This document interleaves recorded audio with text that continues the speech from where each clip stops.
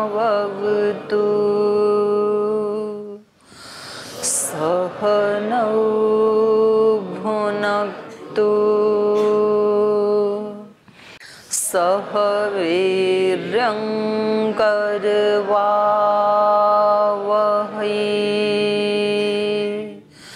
तेजस्विनावधीतमस्तु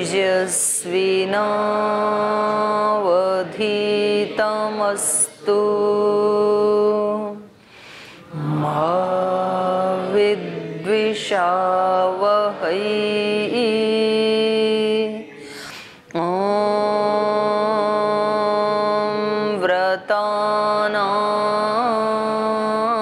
व्रतपते व्रतं चरिष्यामि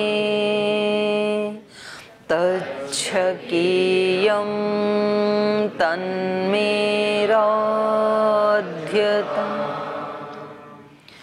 इदमहमनृतात् सत्यमुपैमे ॐ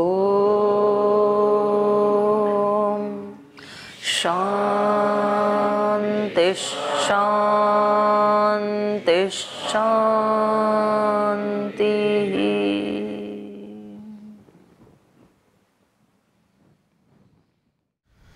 वाल्मीकि रामायण के अरण्यकांड का तीसरा सर्ग पढ़ रहे हैं।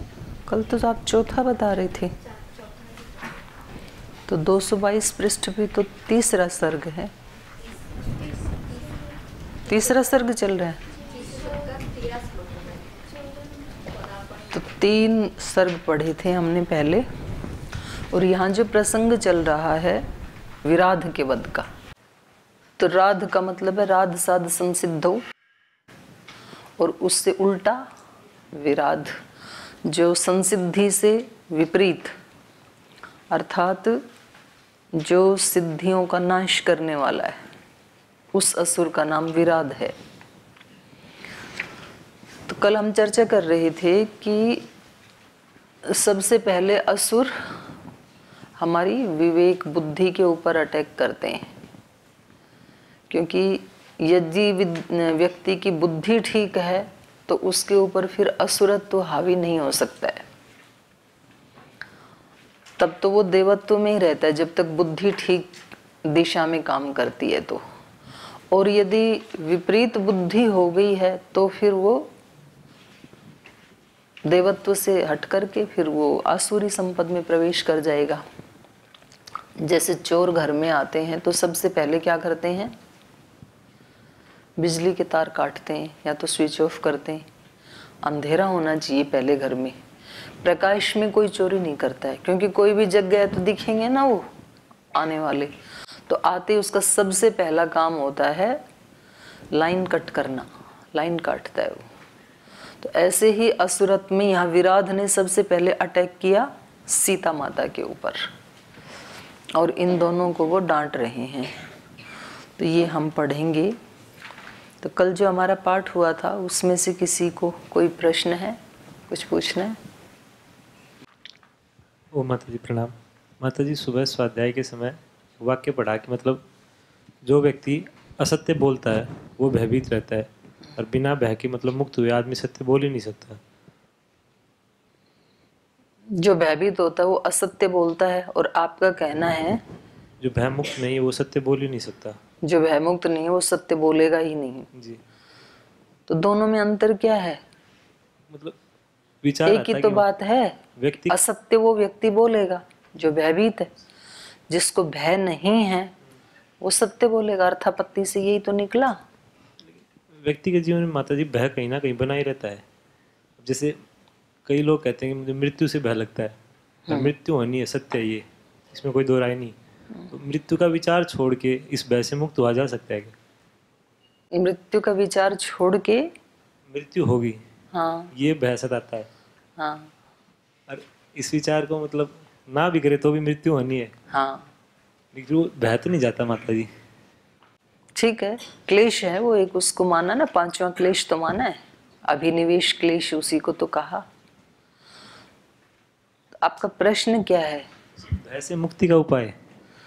वो तो पूरा योग दर्शन वही तो है, क्लेश का नाश करने के लिए योगांगों का अनुष्ठान।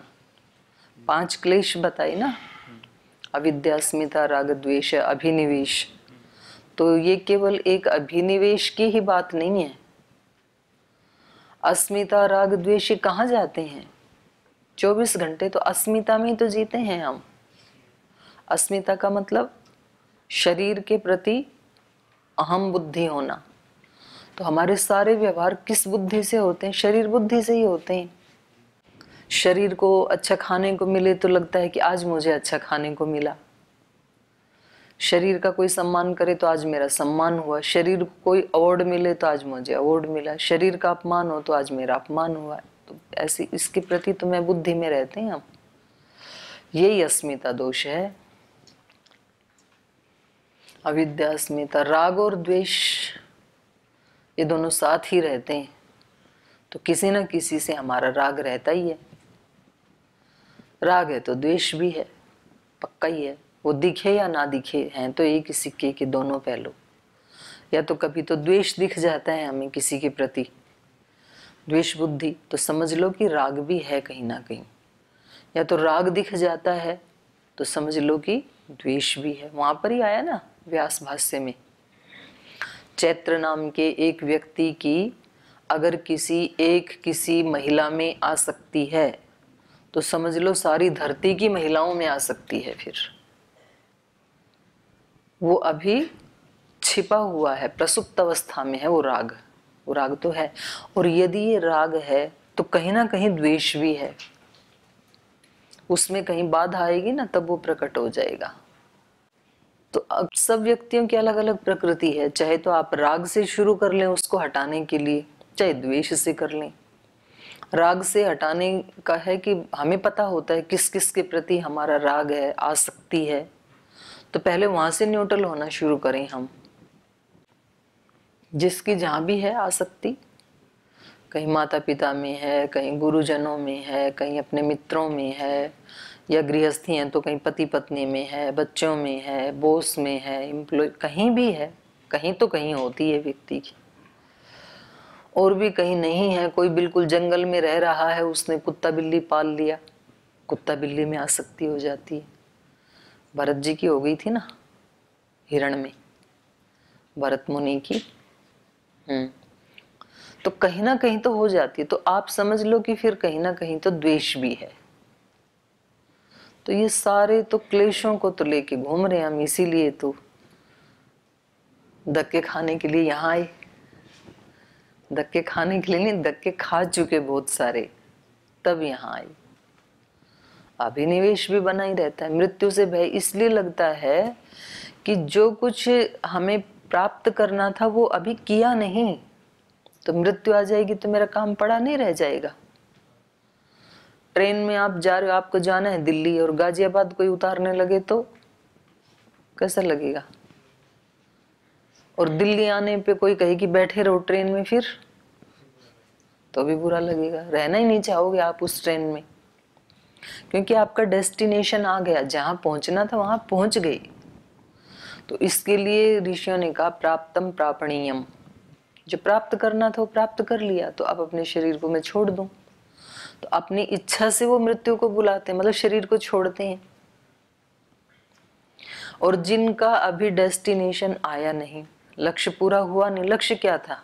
इन क्लेशों को हटाना और अपने स्वरूप में प्रतिष्ठित होना, वो हमने अभी किया नहीं, तो फिर डर लगता है मृत्यु का।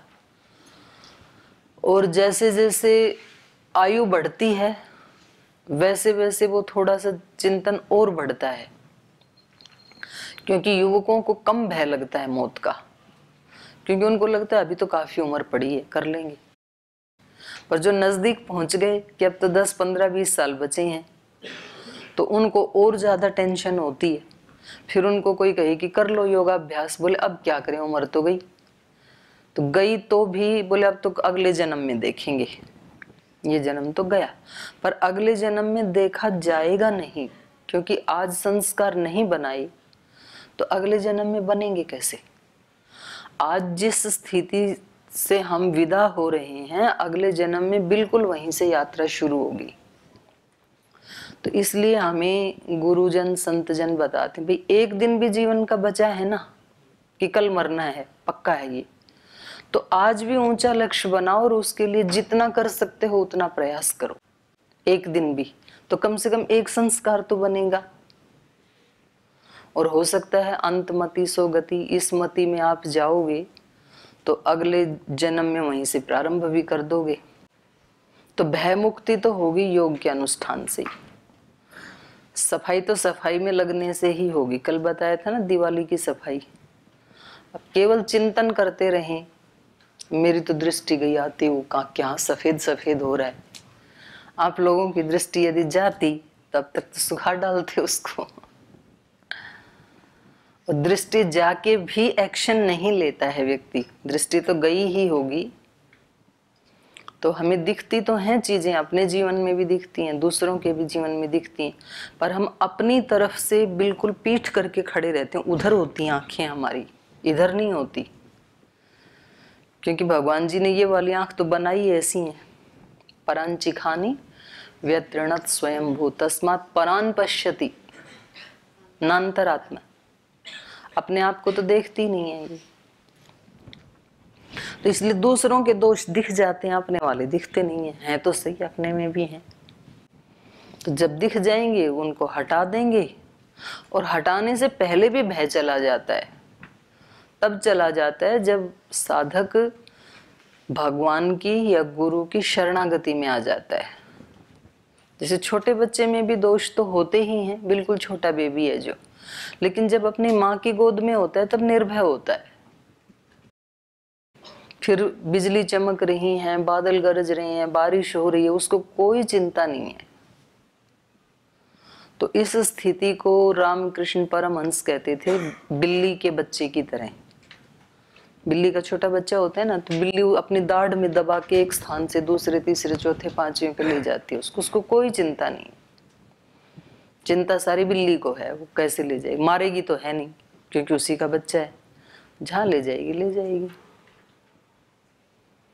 और दूसरा उदाहरण देते थे वो बंदर के बच्चे का। ये ज्ञानी भक्त हैं कि जो भगवान को छोड़ेंगे नहीं, चिपक के रहेंगे। जैसे बिल्ली का बच्चा चिपक के रहता है अपने बंदर का, बंदरिया की। अब कूद फांद कितनी करे वो बंदरिया, उसकी माँ, जिम्मेदारी बच्चे की है, हाथ छोड़े तो मरेगा, माँ की जिम्मेदारी नहीं है।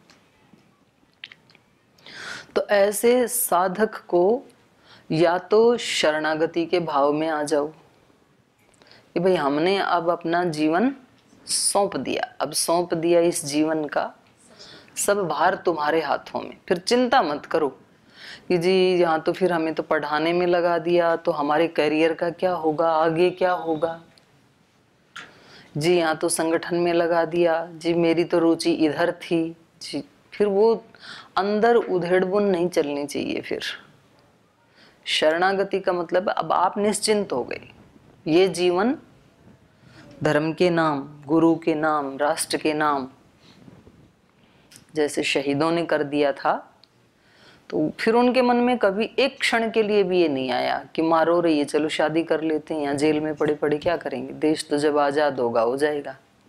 एक क्षण के लिए भी नहीं आया। उनका एक पक्का फैसला था कि ये जीवन राष्ट्र के नाम। तो ये जीवन जिसने साधु वेश धारण कर लिया ना, उसका ये जीवन भगवान के नाम हो गया, गुरु के नाम हो गया। अब उसका अपना कुछ भी नहीं बचा, उसका पर्सनल नाम की कोई चीज नहीं होती है साधु के जीवन में। सब कुछ सोशल, सब कुछ यूनिवर्सल। उसका एक एक क्षण, एक एक कण, एक एक सेल शरीर का, फिर उसमें ये नहीं होता कि ये मेरा पर्सनल टाइम है और ये मेरा सोशल टाइम, ऐसे नहीं होता फिर। तो जिसने अपने आप को सौंप दिया, गुरु को सौंप दिया या भगवान को सौंप दिया, और भगवान को सौंपने के लिए भी माध्यम गुरु बनता है, क्योंकि बिना साधन के, बिना मीडिया के व्यक्ति के वो कोई अपवाद रूप होते हैं, ऐसे करोड़ों में एक। कि जो कहीं अंधेरे में से दुख पा करके जैसे तैसे अपना रास्ता ढूंढ लेते हैं, वो अपवाद होते हैं। और या तो यूं कहेंगे कि उनको पिछले जन्म में कहीं गुरु ने एक मंजिल तक पहुंचा दिया था, अब थोड़ा ही फासला बचा था, उसको फिर वो आकर के तय कर लेते हैं बचपन से ही। लेकिन गुरु की भूमिका तो बहुत ज्यादा है। अध्यात्म की तो बात छोड़ो, आप छोटी से छोटी कोई सांसारिक ट्रेनिंग भी लेनी होती है तो उसके लिए गुरु चाहिए। जब तक आपको कोई म्यूजिक सिखाने वाला नहीं है तब तक आपको हारमोनियम, तबला, वीणा ये सब बजाने आएंगे नहीं। उसके लिए गुरु की जरूरत, ट्रेनिंग लेनी पड़ती है। चाहे आप 2-4 दिन ही ले लो, वो एक बार बता दे आपको ये सप्त स्वर हैं, फिर आप अभ्यास करके उसको बढ़ा तो सकते हो, पर एक बार तो परिचय कराएगा ही कोई। तो कोई गाड़ी चलानी है, कोई हेलीकॉप्टर चलाना है, प्लेन चलानी है, फौज में जाना है, पुलिस की नौकरी करनी है, जो भी सीखेंगे उसकी ट्रेनिंग दी जाती है पहले, तो गुरु की आवश्यकता होती। तो ये तो अध्यात्म विद्या है। जब सांसारिक विद्या भी बिना गुरु के नहीं आती है, गणित विद्या है, साइंस विद्या है, तो ये तो अध्यात्म विद्या है।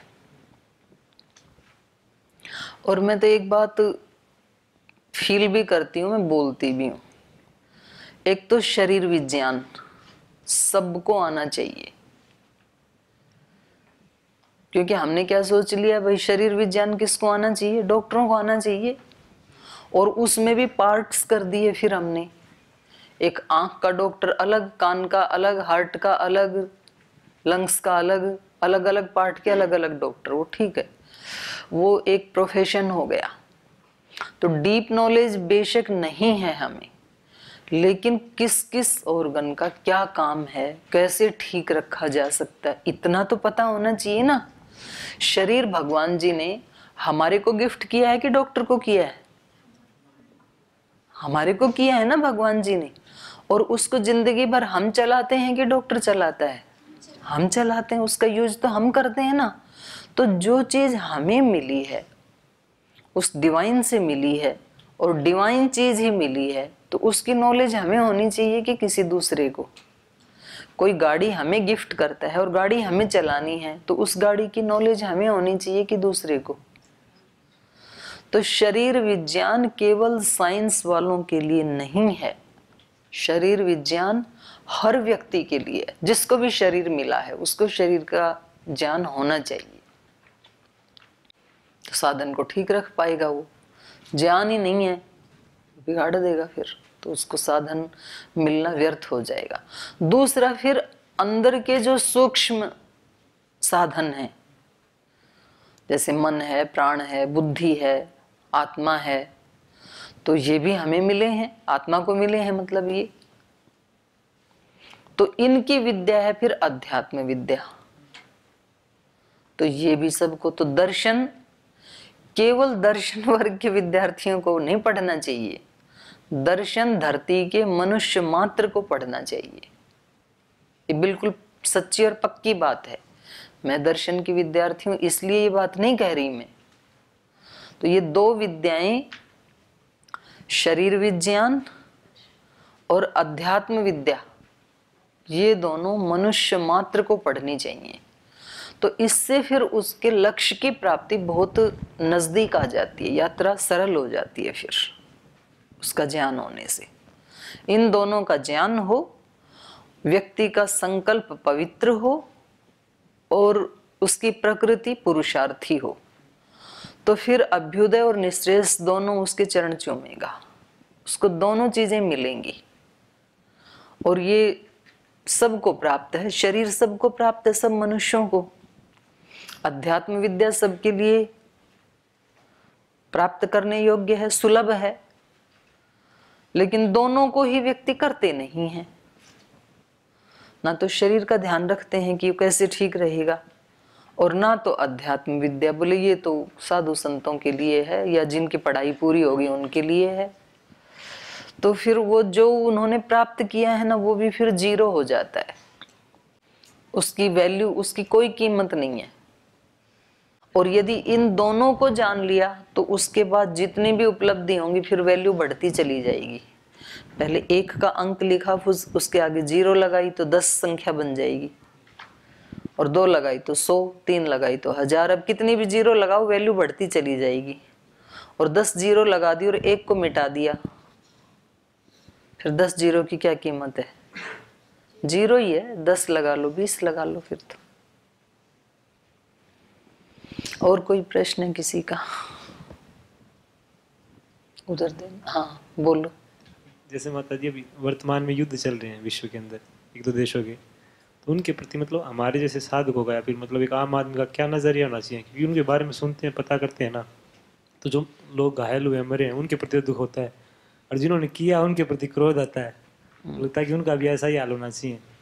वो सत्य असत्य के असमंजस में आ जाते हैं कि हमारी विचारधारा क्या होनी चाहिए उनके प्रति, क्या नजरिया रखे उनके प्रति घटनाओं में। तो उनको छोड़ दो अभी थोड़ी देर के लिए, अपने बारे में सोच लेते हैं। भाइयों से चर्चा करते हैं ना, बोला आप अपना नजरिया नहीं बनाओगे, आने वाले वक्त में आपके ऊपर हमला होगा, देश में माहौल चल रहा है। हाँ, भावना तो होनी चाहिए, ये तो ठीक बात है। ऐसा तो हम नहीं कह सकते कि भाई किसी के प्रति कोई संवेदना ही मत रखो, लेकिन अब उसके बारे में हम ठीक से जानते नहीं। इतना तो जरूर जानते हैं कि दोनों ही तरफ ज्ञान की या अध्यात्म विद्या की कमी है। क्योंकि जब व्यक्ति को ज्ञान है या योग का अभ्यास करेगा तो वो व्यक्ति तो ये करेगा ही नहीं। आदमी खुद दुखी होता है या दूसरे को दुखी करता है तो उसके मूल में अज्ञान अविद्या तो है, ये तो पक्का ही है। तो अगर भगवान हमें निमित्त बनाए तो आप चले जाना वहां पे, जाके योग सिखाना सबको, और नहीं तो प्रार्थना करो कि कोई वहां पर ही ऐसा पैदा हो जो सबको सद्बुद्धि दे। तो ये तो होता ही है। एक भी कोई अज्ञानी है तो उसका, और यदि वो ऊंचे पद पे है तो फिर उसका नुकसान बहुत लोगों को भुगतना पड़ता है। और एक भी कोई ज्ञानी है, बुद्ध पुरुष है, और वो बड़े पद पे है तो उसका लाभ भी बहुत लोगों को होता है। तो है ही, दोनों बातें ही हैं। तो नजरिया ये रखो आप, सर्वे भवन्तु सुखिनः सर्वे सन्तु निरामया। और हम ऐसे अपने आप को तैयार करें कि हम देश दुनिया के काम आए कुछ। तो इस दृष्टि से फिर अपने लिए, अपने अज्ञान अविद्या को हटाने के लिए हम प्रेयर करें, अपने गुरु की शरणागति में रहें। जैसे गुरु का आदेश हो वैसे हम अपने जीवन को बनाएं। ओम दीदी जी प्रणाम। मेरा दर्शन से क्वेश्चन था कि जैसे सांख्य दर्शन में 25 तत्वों का वर्णन किया गया है, तो उसमें सृष्टि उत्पत्ति में किसका ग्रहण करेंगे? मतलब व्यष्टि समष्टि दोनों का ग्रहण होगा क्या उसमें? हाँ, दोनों का होगा। तो जैसे व्यष्टि में तो समझ में आ जाए, लेकिन समष्टि में भी इंद्रिय आदि उत्पन्न होती है क्या इसी कि मन बुद्धि अहंकार? नहीं, उस रूप में तो नहीं है। सारी की सारी इंद्रिय इस रूप में तो नहीं है, पर कुछ तो सूक्ष्म शक्तियां हैं ही जगत में जो हमारे कर्मों का अवलोकन करती हैं। हम प्राणियों का, हम बोलते हैं ना भी जो आदमी जैसा कर्म करेगा वैसा उसको फल मिलेगा। तो ये निर्णय कौन करता है? तो इसका निर्णय एक तो ईश्वर करता है, और ईश्वर की शक्तियां, जैसे अपने शरीर में एक तो आत्मा है और एक तो आत्मा की शक्तियां हैं। तो आत्मा की शक्तियों में फिर बुद्धि है, मन है, और 10 इंद्रियां हैं, ज्ञानेंद्रियां, कर्मेंद्रियां। तो इन्हीं से तो हमें पता लगता है ना कि हम अच्छा कर रहे हैं या बुरा कर रहे हैं। पर हमारा जो पता लगना है वो कभी कभी उल्टा भी हो जाता है। ज्ञान के कारण अच्छे को बुरा मान लेते हैं, बुरे को अच्छा मान लेते हैं हमारा मन। तो ऐसी ही सूक्ष्म इंद्रियां, इंद्रियां कहो या शक्तियां कहो आप, क्योंकि यहाँ शरीर में हमने उनको संज्ञा दे दी इंद्रियां, पर ये स्थूल गोलक तो इंद्रियां नहीं है, ये तो शरीर का ही पार्ट है। इंद्रियां तो वास्तव में सूक्ष्म ही हैं शरीर में भी। ऐसे ही सूक्ष्म शक्तियां इस ब्रह्मांड में भी विराजमान हैं। जब हम बोलते हैं ना कि ईश्वर 1000 आंखों से देख रहा है, तो वो आंखें ईश्वर की इंद्रियां ही हुई ना। मतलब सूक्ष्म शक्ति हुई ना वो। हम कहते हैं कि हम जो बोलते हैं, जो प्रार्थना करते हैं, उसको वो सुनता है, तो सुनेगा किससे? तो बोले तो बिना कान के ही सुन लेता है। तो वो ऐसे कान नहीं है, बिना कान इसलिए कहते हैं, पर शक्ति तो है ना सूक्ष्म, ब्रह्म और ब्रह्म की शक्तियां। तो ये जो प्रकृति है, जो आप बता रहे हो सांख्य दर्शन के अकॉर्डिंग, तो व्यष्टि और समष्टि दोनों में ही काम करती है। प्रकृति और पुरुष में ही है सारा ब्रह्मांड। तो कुछ उसके व्यक्त रूप है, कुछ अव्यक्त रूप है। व्यक्त रूप तो पंच महाभूत ही हैं, उससे पहले के तो जितने भी तत्व हैं वो अव्यक्त ही हैं। तो ये अपने पिंड में भी ऐसा ही है। जो व्यक्त हमारा अस्तित्व है, ये तो शरीर, मतलब ये तो केवल 5 तत्व ही है ना। तो इस 5 तत्व के अतिरिक्त जो 20 तत्व बच गए या 19 बच गए, तो वो तो अव्यक्त ही है हमारे। इसलिए इस बात को आज साइंस भी मान रही है कि जो हमारा अस्तित्व है और उस अस्तित्व में जो दिखाई दे रहा है वो तो 0.00001% है। 0.0 करके 4 जीरो लगेंगी, फिर 1, इतना पार्ट है अव्यक्त तो। और व्यक्त और अव्यक्त कितना है? यह है 99.99999, 5 बार 9 लगाओ, इतना अव्यक्त है। तो अब मानने लगी है साइंस कि भाई आपको कोई रोग हो गया ना, तो आप यदि केवल स्थूल गोली, दवाई, औषधि आदि लेके यदि ठीक करना चाहते हो, तो उससे ठीक हो भी जाए, मान लो बहुत अच्छी दवाई है, ठीक हो भी जाए, तो आपके अस्तित्व का कितना पार्ट ठीक हो सकता है उससे? मुश्किल से 1% लगा लो, 1% से भी कम ही है ये तो भी 99 तो रह ही गया जो हेल्दी नहीं है। तो इसलिए समझदार आदमी को 99 के ऊपर वर्क करना चाहिए, पुरुषार्थ करना चाहिए। 1% तो अपने आप ही ठीक हो जाएगा, उसका रिजल्ट आकर के, उसका परिणाम ही ठीक कर देगा। तो जिसको जो समस्या है, और सारे रोग, ये आयुर्वेद ने भी बोला है कि प्रज्ञा अपराध से उत्पन्न होते हैं। व्यक्ति जब भी थोड़ा अप्रसन्न होगा, तनाव में होगा, किसी उलझन में होगा, किसी चिंता में होगा, तभी तो रोग होते हैं। छोटे बच्चे को तो होते नहीं है, क्योंकि उसको ये सब चीजें नहीं है। और वो भी यदि रोगी हो जाए तो रोग के कारण ही वो, उसका मानसिक संतुलन खराब होगा और फिर वो रोगी होगा।